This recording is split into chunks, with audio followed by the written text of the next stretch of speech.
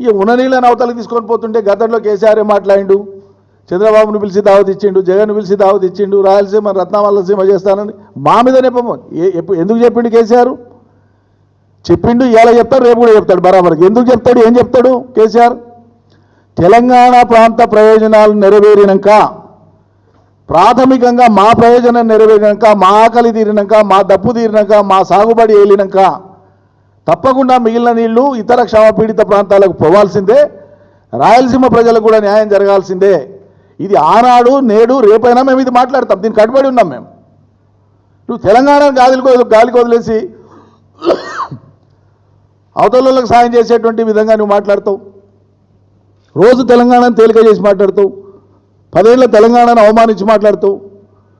కేసీఆర్ లేకపోతే నువ్వు ఎక్కడన్నా నాకు అర్థం కాదు. ఇది తమాషాగా ఉంది. తెలంగాణనే లేకపోతే నువ్వు తెలంగాణ ముఖ్యమంత్రి ఎట్లయితావు?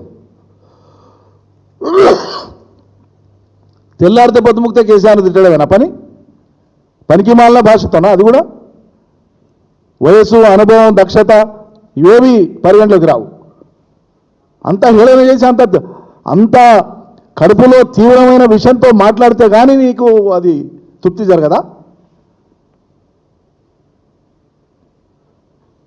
ఎంత తీక్షణంగా గుచ్చి మాట్లాడితే అంత ఆనందపడేటట్లు. ఇది ఏం పద్ధతి?